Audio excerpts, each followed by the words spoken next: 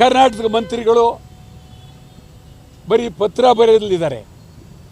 ಕೂಡಲೇ ಪ್ರಧಾನಮಂತ್ರಿ ಮನೆ ಮುಂದೆ ಸಿದ್ದರಾಮಯ್ಯನವರು ಸೇರಿದಂಗೆ ಇಡೀ ಕ್ಯಾಬಿನೆಟ್ ಸದಸ್ಯರು ಸತ್ಯಾಗ್ರಹ ಮಾಡಿ ನಮಗೆ ಡೀಸೆಲ್ ಕೊಡಿ, ಪೆಟ್ರೋಲ್ ಕೊಡಿ, ಗ್ಯಾಸ್ ಕೊಡಿ, ಸಿಲಿಂಡರ್ ಕೊಡಿ ಅಂತ ಕೇಳಬೇಕಾಗಿತ್ತು. ಯಾವುದು ಕೇಳದೆ ಇವರು ಒಂದು ಲೆಟ್ರ್ ಬರ್ಕೊಂಡು ಕೂತಿದ್ದಾರೆ. ಒಳ್ಳೆಯದಲ್ಲ ಅದು. ಕರ್ನಾಟಕದಲ್ಲಿ ಮೊದಲು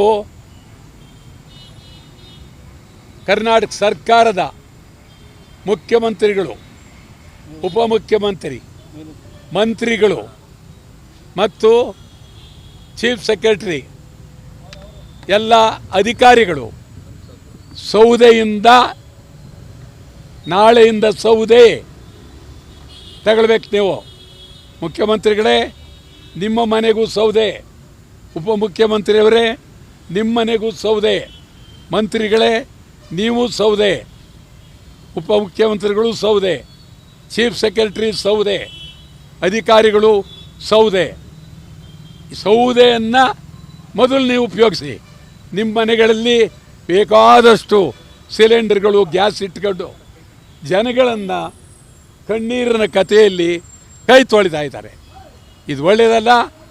ಕರ್ನಾಟಕ ಸರ್ಕಾರ ಮೊದಲು ಜನಕ್ಕೆ ಅನುಕೂಲ ಮಾಡಿ, ನೀವು ಸೌದೆಯಲ್ಲಿ ಅಡುಗೆ ಮಾಡಿ, ಕಾಫಿ ಮಾಡಿ, ಟೀ ಮಾಡಿ, ಸ್ನಾನದಲ್ಲಿ ಸೌದೆಯಲ್ಲಿ ನಾಳೆಯಿಂದಲೇ ಮಾಡಬೇಕು. ಇಲ್ಲ ಅಂತಂದರೆ ನಿಮ್ಮ ಮನೆಗಳ ಬಾತ್ರೂಮನ್ನು ನಾವು ನುಗ್ಗಬೇಕಾಗುತ್ತೆ, ಒಳಗೆ ನುಗ್ಗಬೇಕಾಗುತ್ತೆ. ನೀವೇನು ಮಾಡ್ಕೊಂಡಿದ್ದೀರಿ, ಕೊಡ್ತಾ ಇದ್ದೀರಾ ನೀವು ಇಲ್ವೇ ಅಂತ ನುಗ್ಗಬೇಕಾಗುತ್ತೆ. ನಾನಂತೂ ಸಿದ್ದರಾಮಯ್ಯನವ್ರ ಮನೆ ನುಗ್ತೀನಿ. ಅವ್ರಿಗೆ ಹೇಳ್ತೀನಿ, ಎಚ್ಚರ ಸಿದ್ದರಾಮಯ್ಯನವರೇ, ಕೂಡಲೇ ನೀವು ಸೌದೆಯಲ್ಲಿ ಅಡುಗೆ ಮಾಡಿಸಿ, ಸೌದೆಯಲ್ಲಿ ಎಲ್ಲ ಕಾಫಿ ಟೀ ಮಾಡಿಸಿ. ನಾನಂತೂ ನಿಮ್ಮ ಬಗ್ಗೆ ಗೌರವ ಇದೆ. ನೀವು ಭಾಳ ಸ್ನೇಹಿತರು. ಯಾರು ಏನೇ ಹೇಳಿ ನಿಮ್ಮ ಮನೆಗೆ ನುಗ್ತೀನಿ ನಾನು ಫಸ್ಟು. ಯಾಕೆಂದ್ರೆ ಜನ ತಪ್ಪು ತಿಳ್ಕೊಳ್ತಾರೆ. ಬೇರೆ ಮಂತ್ರಿಗಳ ಮನೆ ನುಗ್ಗಿದ್ರೆ ನೀವ್ಯಾಕೆ ಚೀಫ್ ಮಿನಿಸ್ಟರ್ ಮನೆಗೆ ಹೋಗಲಿಲ್ಲ, ನೀವು ಅವ್ರು ಚೆನ್ನಾಗಿದ್ದೀರಿ ಅಂತ ಹೋಗಲಿಲ್ಲ ಅಂತ ಅಂತಾರೆ. ಕಣ್ತಾ ನಾನು ನುಗ್ತೀನಿ. ನಿಮ್ಮ ಪೊಲೀಸ್ನವರು ಬಂಧನ ಮಾಡಿದ್ರೆ ಅದು ನಿಮಗೆ ಅಗೌರವ. ನಿಮ್ಮ ಮನೆ ಒಳಗೆ ನಾನು ಬಿಡಬೇಕು, ಅಡುಗೆ ಮನೆಗೆ ಬಿಡಬೇಕು, ಕೋಣೆಗೆ ಬಿಡಬೇಕು, ಬಾತ್ರೂಮಿಗೆ ಬಿಡಬೇಕು, ಅಡುಗೆ ಮನೆಗೆ ಬಿಡಬೇಕು.